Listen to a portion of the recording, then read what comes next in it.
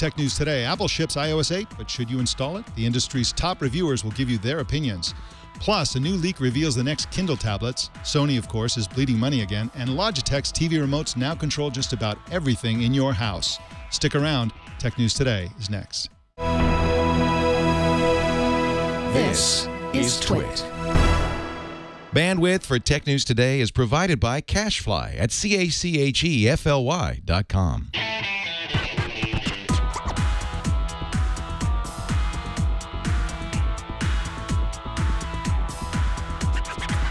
This is Tech News Today for Wednesday, September 17th, 2014. This episode is brought to you by Squarespace, the all-in-one platform that makes it fast and easy to create your own professional website or online portfolio. For a free 2-week trial and 10% off, go to squarespace.com and use the offer code TNT. And by Citrix ShareFile. Enhance your workflow, send files of almost any size easily and securely with Citrix ShareFile. Try ShareFile today. For a 30-day free trial, go to sharefile.com, click the microphone, and enter TNT.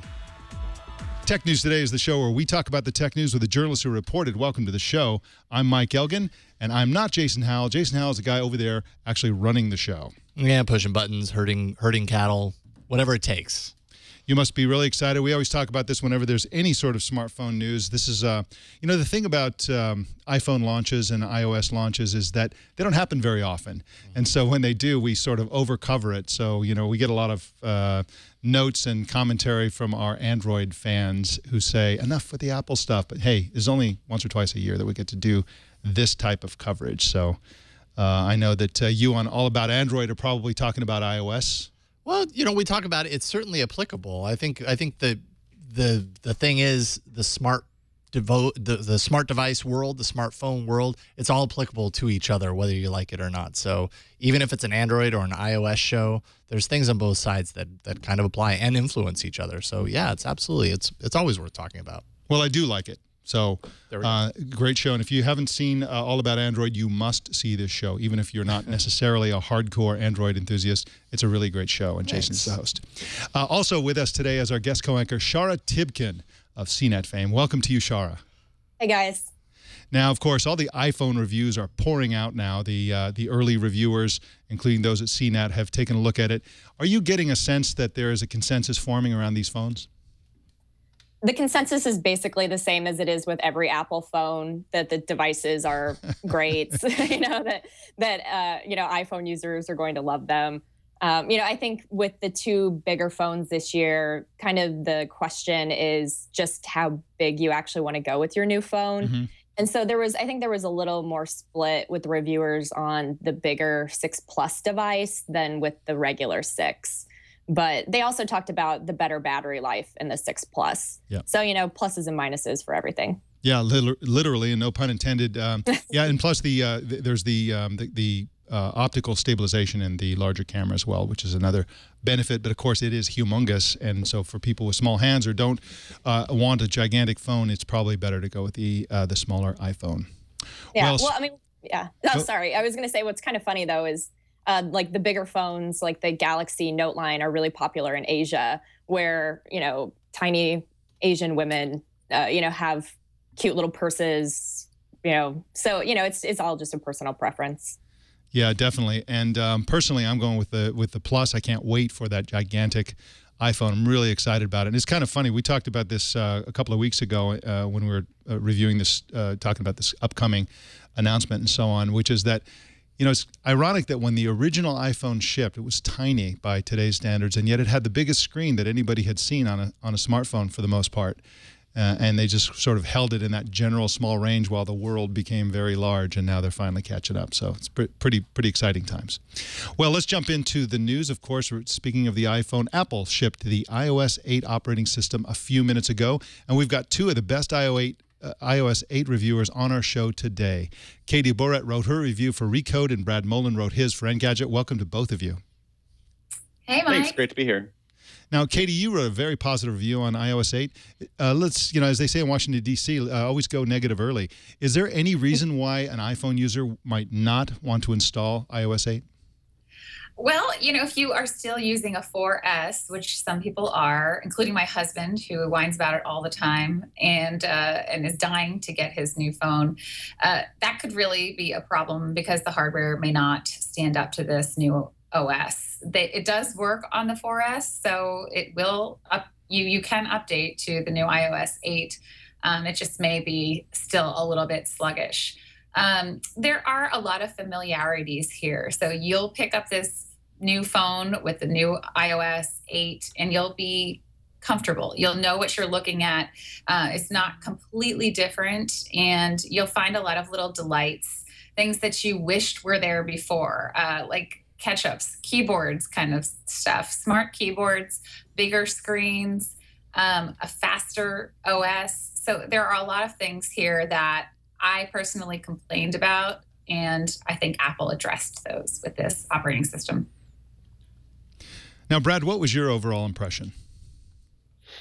I was really happy about it. I wasn't completely sold on iOS 7 just because of the new design. I know a lot of people had this love or hate relationship with iOS 7 because I think many people realized that change needed to be made because iOS 6, it was just getting pretty stale, right? So iOS 7 came, it made a fresh, flat design, but a lot of people really missed the skeuomorphic design. And the issue that I had with iOS 7 was just the design, while it was fresh, it was also more of a cartoonish kind of look. The thing about iOS 8 is it doesn't really do much to solve that. I think most people have just gotten used to the way iOS looks at this point. But the reason why I've been very happy about it is some of the things that were already mentioned. For example, the keyboards and the manual camera controls. There's so many opportunities for developers to come out with really fantastic apps that add a whole bunch of extra functionality that we didn't have before on iOS. So, Katie, you mentioned tap to talk, and it seemed like this is a new feature that you really liked. Could you talk about, what you liked about that and what it actually is? Yeah, this is a pretty cool thing, and it's not quite obvious unless you pick up the phone and use it. So it's pretty hard to demonstrate. I would love to show it to you on my phones here, but I can't. Essentially, you're responding to your friends in text, but you're holding the phone up. The second you hold up the phone, it will automatically start recording. You hear a little chime in your ear. You talk. When you lower the phone, it automatically sends your message. So this can be good and bad, right? You could say something without thinking about it, and you lift it, you lower it, and that message is out there. It's too late. So the same thing happens with video. You can do this tap to video where you essentially immediately send after you lift up your finger. So I think people might get themselves in trouble. But for the most part, I really like hearing people's voices. It's kind of an old school thing in this new school world where we are so used to looking at emojis and trying to figure out, did that exclamation point mean he was mad at me or that he's really excited and happy? So, you actually hear somebody's voice again, and the message immediately deletes after 2 minutes unless the receiver decides to keep it, because these things would take up a lot of space on phones. Now, you mentioned the automatic sending when you lift your finger off the screen. It also works, as I understand, for photographs. Is this kind of risky for Apple? I mean, this seems like a lot of people are going to be really embarrassed by a lot of mistakes. Yeah.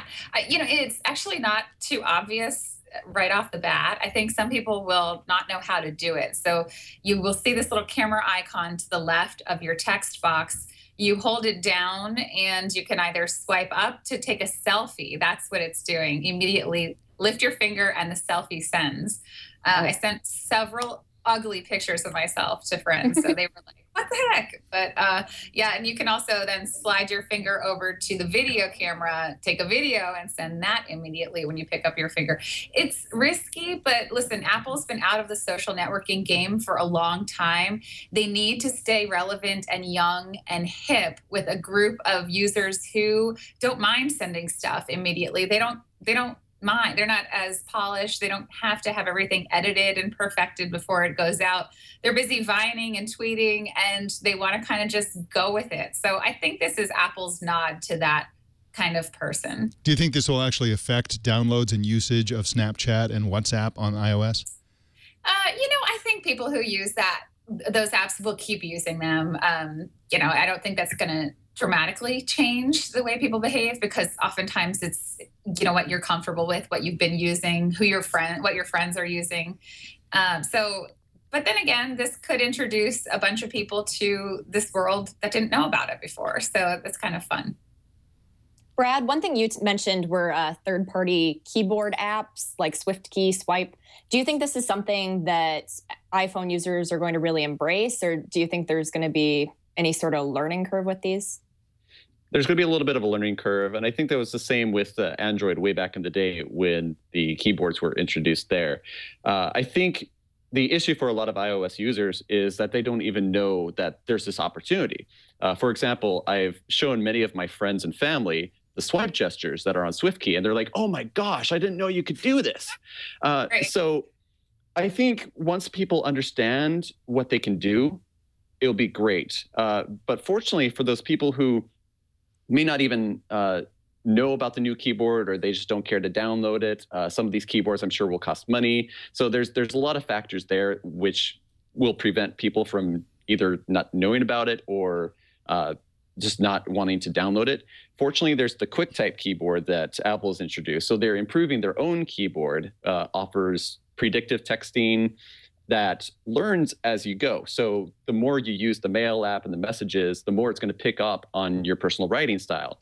And what it's supposed to do is it will base predictions on the type of app that you're using. So like you're going to text differently than you're going to email. The writing style is going to be different. Also, the people that you write, you'll use different styles. So your boss, you're not going to say the same things to your boss as you will your spouse. So I think there's it's a win-win situation for everybody. For people who don't care about all the extra keyboards, but they just want something simple, they've got the Apple one. But then for other people who who want to experiment and try new things just to see what there is, I think this is a good opportunity. One example of something really, really strange is the GIF keyboard, or GIF, depending on how you want to say it. Who am I to judge? So choosing mothers choose GIF, I think. So yeah, this keyboard is just nothing but GIFs. So I'm very interested by this. I'm hoping to download it whenever it's ready. I think it's going to be coming out sometime soon, if it's not today. So I'm very interested to try it out and see how well it works. But it's just a fantastic new way to communicate with your friends and family. Now, Katie, one of the reasons to get a new phone is you have faster performance, but you wrote that iOS 8 has user interface changes that make navigation within iOS 8 faster. Can you explain that? Yes. So in the past, you had to switch from one app and what you were doing over to messages to respond to somebody. This is just one example of better navigation. Now you can tug down on a banner notification and respond right in a text box. It's pretty direct, and it just makes so much more sense. It's one of those things you wanted before, but you may not have known you wanted. So you're kind of now like, oh yeah, this is really useful. And I can kind of continue with whatever I'm doing without having to be disturbed by shifting all the way over to messages, because that was so painful, right? It's stuff that first world problem. Use, and then you think, yes, this makes a lot of sense. Mail has a lot of great stuff. Like you can swipe to the right to mark anything as unread, which is a shortcut that may seem small, but it really makes a big difference in the long term.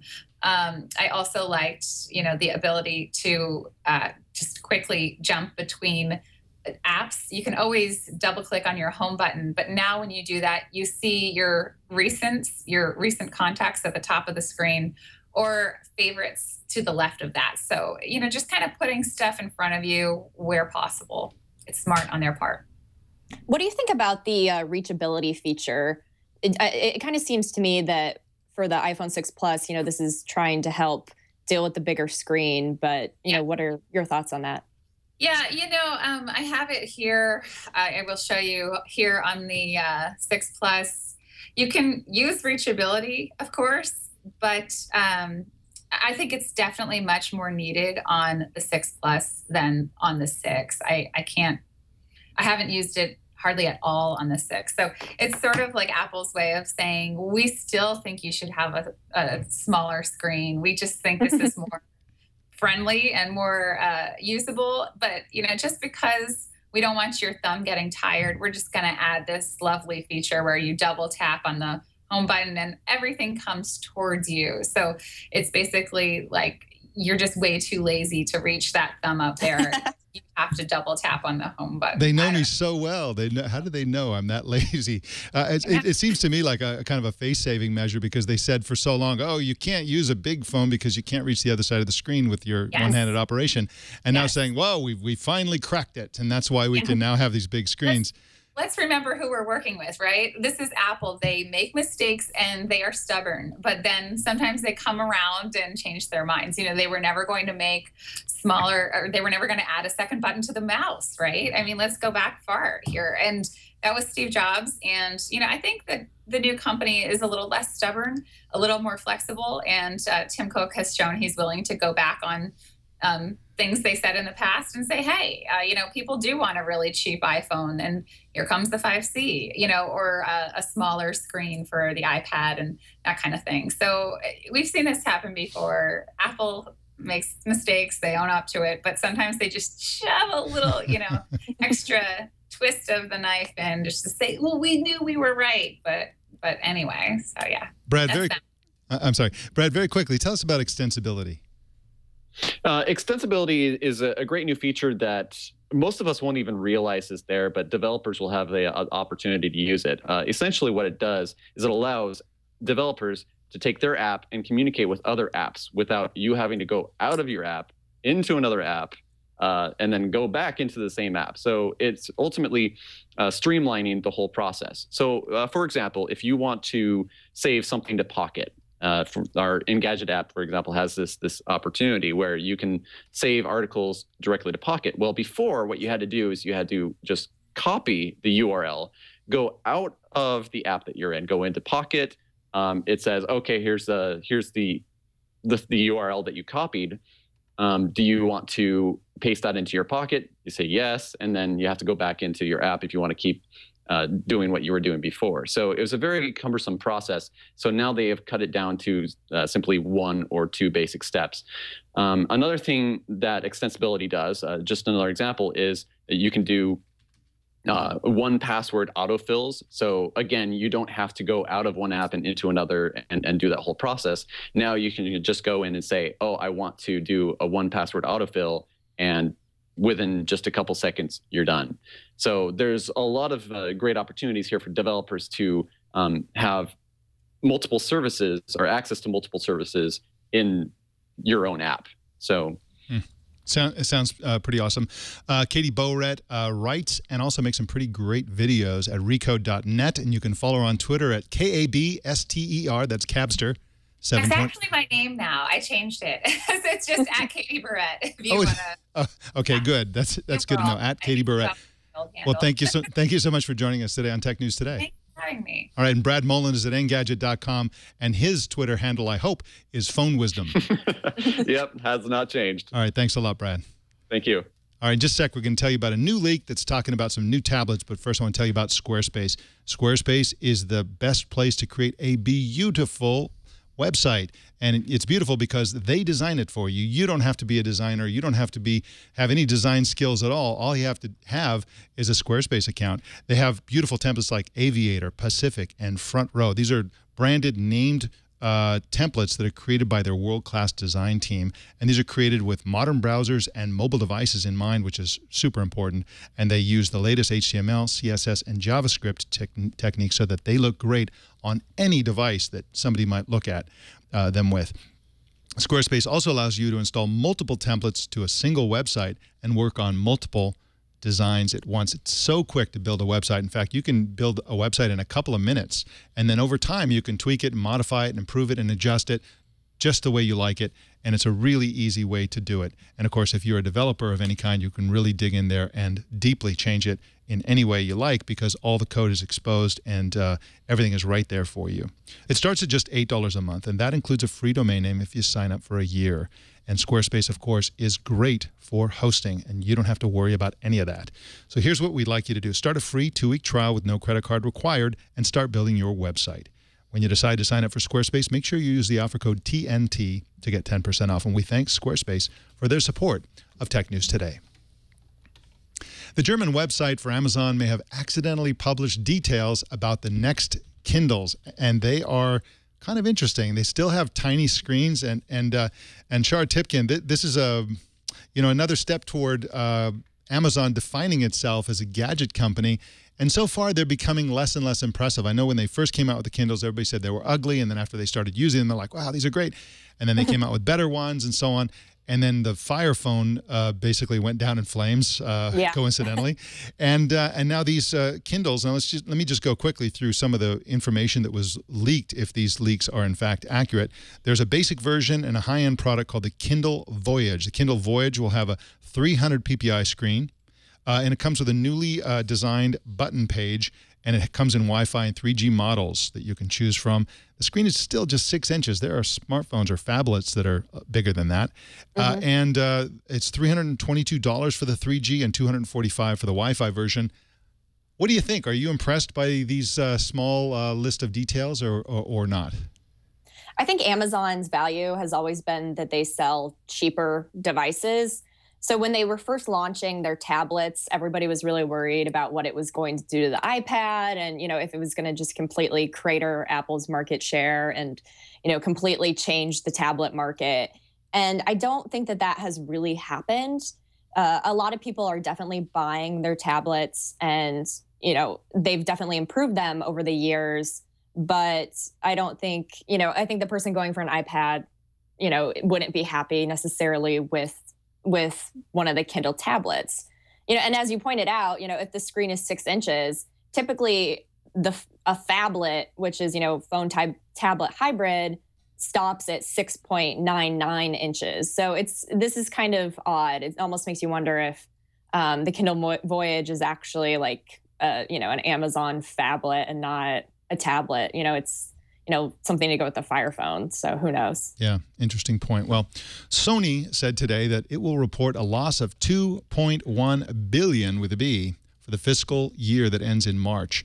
Roger Cheng co-wrote a piece on this story for CNET and joins us now. Welcome to you, Roger Cheng. Hey, thanks for having me. So, Roger, why is Sony tanking? I mean, it's largely the smartphone business, right? They've been trying to turn this thing around for a couple of years now, and it just hasn't worked out, right? They make some decent phones. The Xperia Z1, Z2, Z3 have all been reviewed well, but consumers they don't really gravitating towards Sony, right? They're all getting an iPhone or a Galaxy S5, and it's Sony that's kind of left out in the cold. Do you see this changing at all? And what would they need to do to actually get some of these customers to buy their phones as opposed to a Galaxy device or an iPhone? I don't see this changing for a while. I mean, it seems like Apple and Samsung have the lock on the high-end market. Sony, it's in a weird situation because Sony is a great brand. People know Sony, that is fairly respected for the Walkman, its TVs, PS4. But when it comes to smartphones, they're pretty much non-existent. And I don't really see that changing that much. I mean, the only thing that Sony can do is pour a lot of money in advertising and build that brand up. I mean, they also have a lot of assets they can use between Sony Pictures and PlayStation, but they haven't really done that yet. And they haven't really taken advantage of the various assets within the company.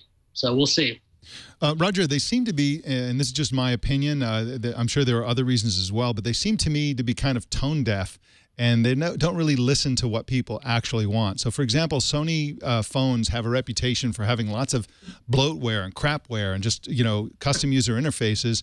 And whenever there's an Android version of a phone that has the bloatware and there's also a generic version, people gravitate toward the generic version, the Google Experience versions, and they don't offer that. They don't pay attention to that demand. They also are not listening to people who say they want lower priced phones. And of course, Sony phones tend to be pretty much what you'd expect plus another $50, $100. I mean, they're always just kind of, both of those attributes together just make them seem kind of out of reach, inaccessible, and people tend to pass on them.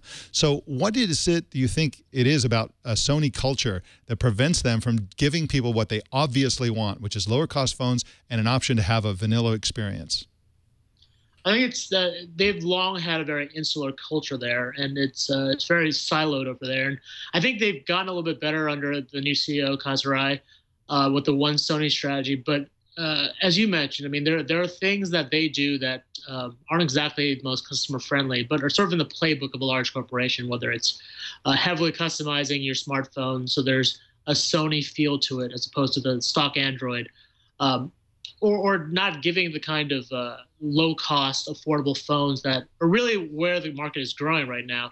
And if you look at this, what they said today, they're actually rallying behind the premium strategy, which is an interesting take. Most companies are going after the mid-market, more affordable phones for growth. Sony is actually going to be reducing their range of mid-market phones and focusing more on a fewer premium devices. That means that they're basically just going up against Apple and Samsung, which obviously has far more weight in the market and more of a marketing heft. So I'm not sure if what Sony is doing, the strategy that they're trying to pull off now, is gonna work. But I guess it sort of speaks to how they've operated over the last couple of years. Now, CEO Kazuo Hirai started in 2012. He launched he launched his oversight of the company in order to turn it around. He's supposed to be a turnaround artist. He promised to turn it around. He's not succeeding. So what would he need to do to succeed, not only in the smartphone industry, but as a company? What would he need to do to turn Sony around and make them profitable again?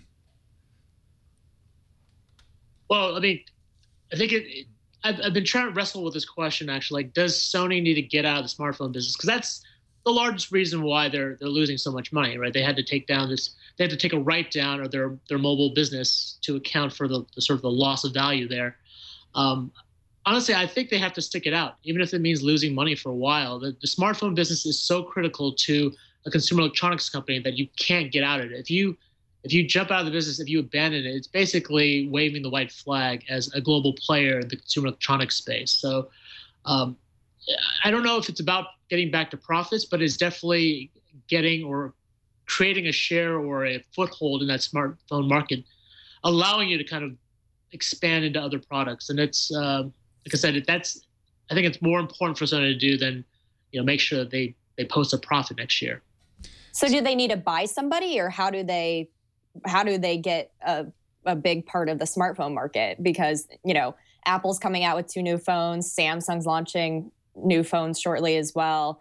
It doesn't seem like they're going to have it any easier on the high end. No, I don't think buying anyone would be a solution. I think they have the pieces in place within the company. They just haven't really utilized all those pieces correctly. It's also getting better distribution here in the U.S. T-Mobile is their only partner. T-Mobile is the 4th largest carrier in the U.S. And even within T-Mobile, people are gravitating towards the iPhone, GS5. There's a new ZTE phone that's insanely cheap that I can imagine customers are going to gravitate towards. Sony already has competition there. They need to work on getting more distribution and building up their brand. I think those are sort of the 2 big keys for them. I mean, like I said, they have a strong brand. They haven't really taken full advantage of it yet. And I think they need to get back to their roots and essentially invent new categories. When the Sony Walkman hit long ago, nowadays it looks like a gigantic device. It looks clunky and funky, but back when it first shipped, that was awesome to be able to carry on a portable music player. And that's really what they're not doing these days. All their products are also-ran products for the most part. They have a little bit of innovation, and they have some innovation in their also-ran products. For example, most of their phones are really waterproof, and they have other small innovations. But really, they need to be launching boldly into new areas. And it's something ironic that Steve Jobs patterned Apple after Sony. He used to worship and lionize the Sony culture. In fact, his black shirts were like modeled after Sony uniforms and were designed by the same guy who designed Sony's uniform, stuff like that. And now Apple is just completely cleaning house in the market, dominating the profits and succeeding in the way that Sony used to. And Sony is just nowheresville. So it's really kind of tragic, and it seems to be a slow end of an era for Sony. I just don't see any daylight for them anytime soon. Roger Cheng writes at cnet.com, and you can follow him on Twitter at Roger W. Cheng. Thank you so much for joining us, Roger. Thanks for having me. Well, Logitech has been making TV remotes for a long time, but their new line of remotes lets you control your whole house.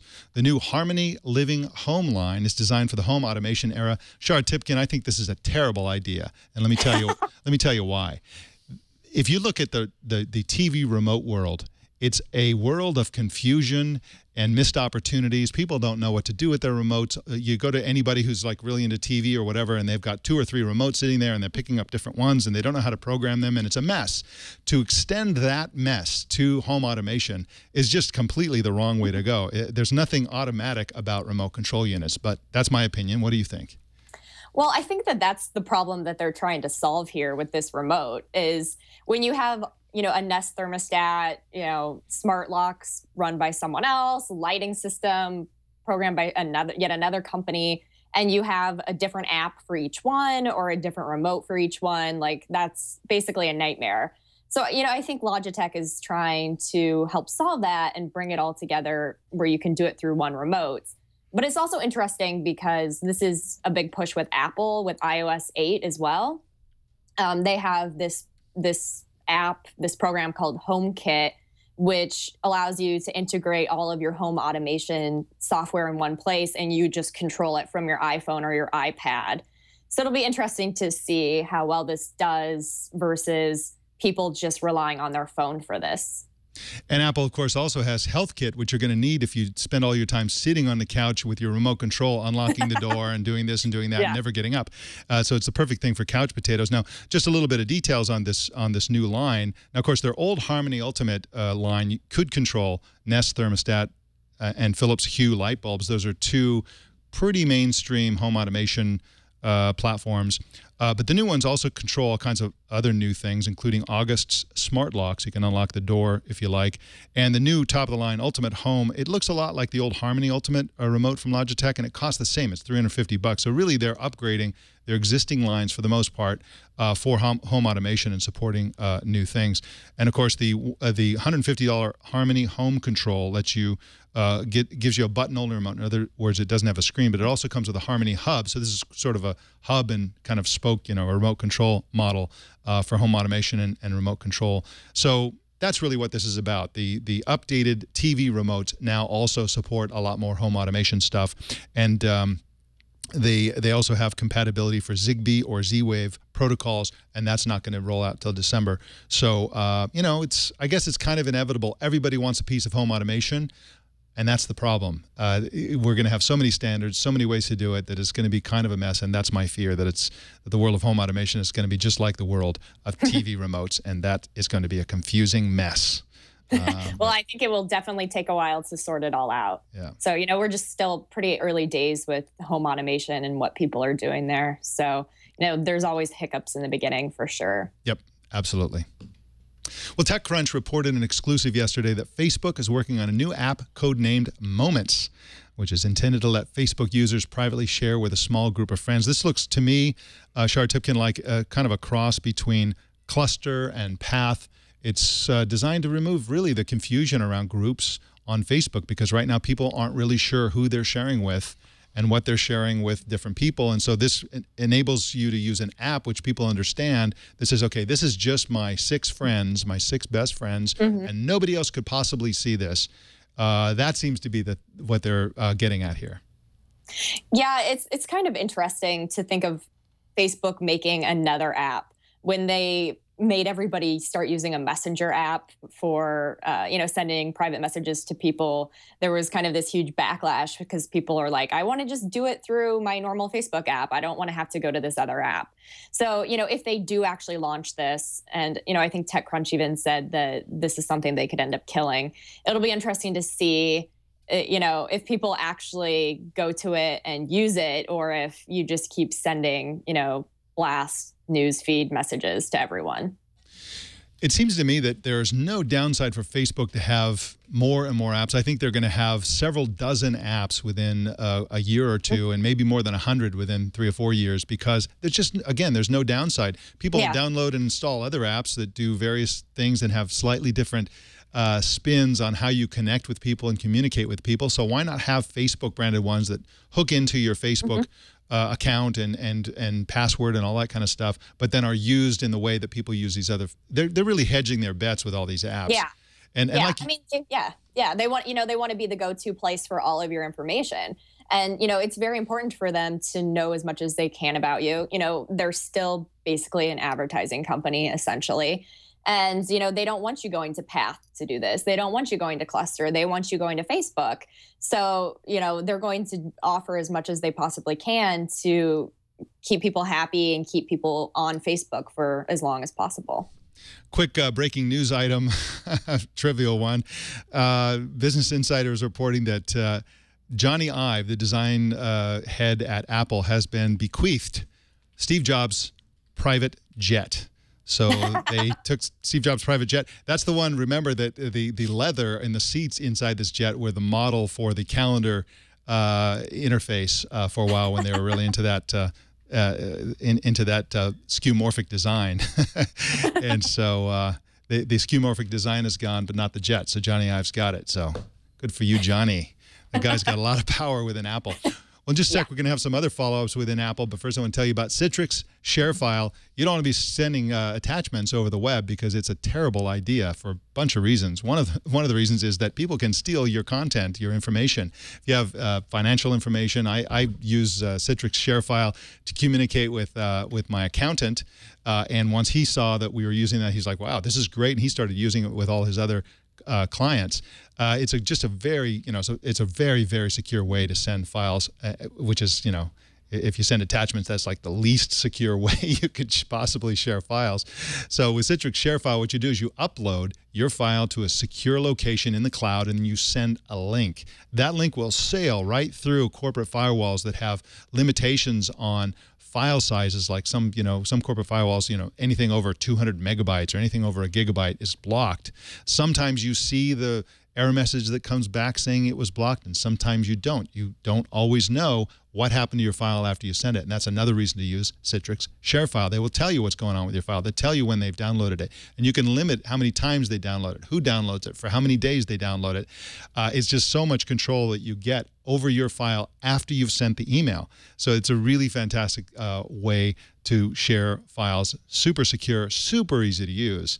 And there's no reason to not use Citrix ShareFile for sending all the files that you want to share with other people. So try ShareFile with our special offer. Sign up today and receive a 30-day free trial. No obligation at all. Just go to sharefile.com, click on the microphone icon at the top of the homepage, and enter TNT. And remember, visit sharefile.com and type in TNT.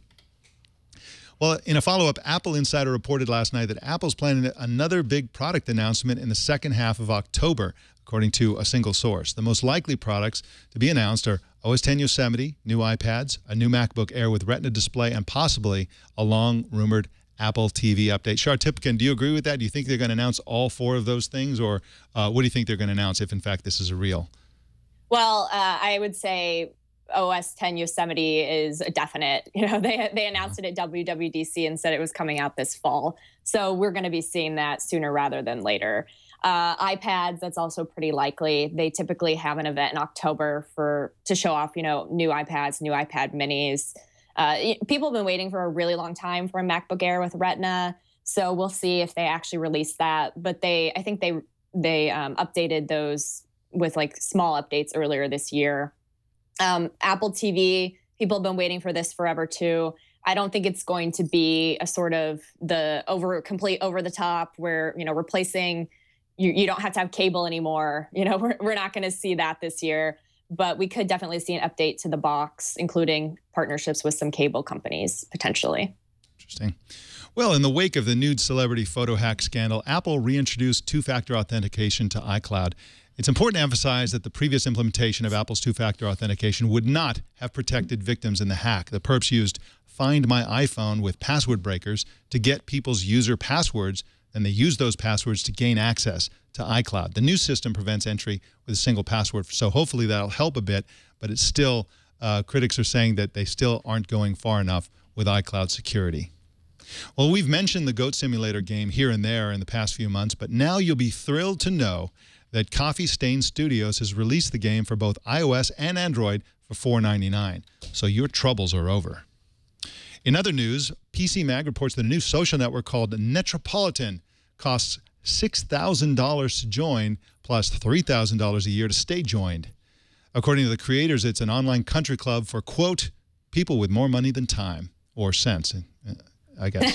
Unlike Facebook, they have no real names policy. They promise to never try to verify the identity of members. They also have zero ads, zero personal information harvesting, And the membership comes with unlimited cloud file storage. Actually, that doesn't sound too bad, Shara. Tibken, are you going to go sign up immediately? No. I also think it sounds like an ideal place if you're trying to, plan an attack or, like be anonymous and coordinate with people. It sounds pretty awesome. I think there are much cheaper ways to plan an attack. Yes, yeah, true.